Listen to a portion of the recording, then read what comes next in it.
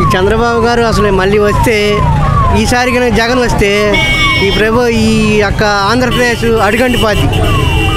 ఈసారి కనుక వస్తే ఈ ఒక్కసారి కనుక చంద్రబాబు గారు వస్తే ఈ రాష్ట్రం మళ్ళీ రాజధాని ఉంటుంది.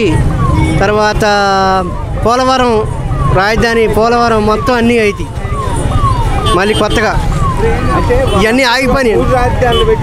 3 రాజధానులు ఎందుకు? పనికిరాని రాజధానులు ఏవి ఉపయోగం లేని. ఒకటే కట్టలేదు. 3 రాజధానులు ఎందుకు? ఒక రాజధాని కట్టండి, అమరావతిని అభివృద్ధి చేయండి. అప్పుడు 3 రాజధానులు ఇల్లే లేదు.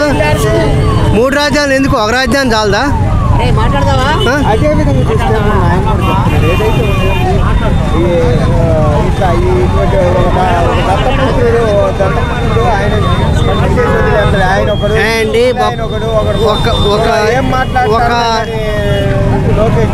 ఇంతమంది కలిసి వచ్చినా ఏమి చేయలేరు.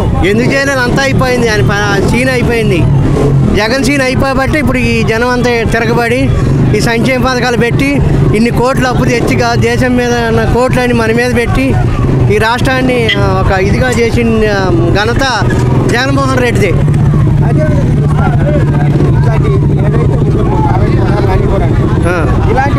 ఎందుకు కొడాలని? ఎందుకు పిచ్చినా కూడా అన్వాగితే సమయం ఉంది.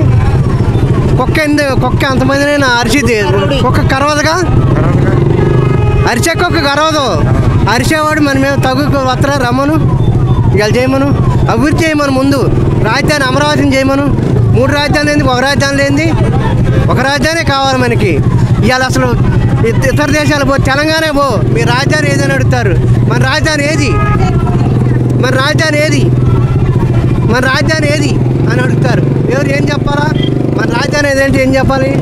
ఒకటే రాజధాని, ఒక అమరావతి రాజధాని. మళ్ళీ ఇన్ని సంవత్సరాలైనా మళ్ళీ జగన్ వస్తేనే, అదే చంద్రబాబు వస్తేనే మనకి ఇది అయింది. అవును. ఎలా అనిపిస్తుంది చంద్రబాబు నాయుడు గారు ఇక్కడికి రావడం? ఎలా వచ్చేదండి అధికారంలోకి వస్తాం. కన్న తల్లి అసలు రాజధాని తీసిపోయి విశాఖపట్నం పోయిపోయి రాజధాని. ఏమన్నా రోడ్లు ఉన్నాయా? ఏమన్నా నిరుద్యోగం ఉన్నాయా?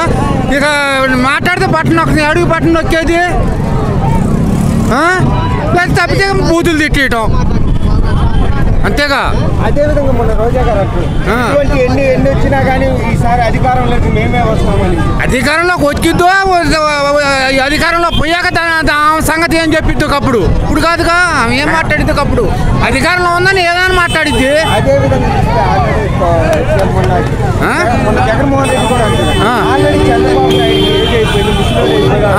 ఏం చేస్తారు? ఈయన మగోడు కాబట్టి తీసిపోయి రాజధాని కడపలో పెడితే ఇంకా బాగుండేది. దగ్గరకే కడప అయితే బాగుండేది. అలా 10 పక్షంలో ఉన్నాం ఒప్పుకొని ఇలా మాడనుగా.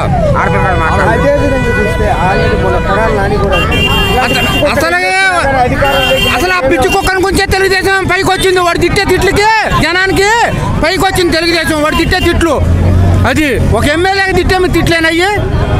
దానివల్ల తెలుగుదేశం ఎన్టీఆర్ జిల్లాలో పైకి వచ్చింది.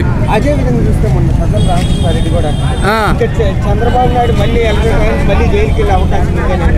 జైలుకి పోయిన వచ్చిన వాళ్ళు జైలుకి పంపిద్దామని చూస్తారుగా. అది సాధ్యమేగా. అదే జైలుకి పోయి వచ్చిన వాళ్ళేగా. చెప్పండి అంతేగా.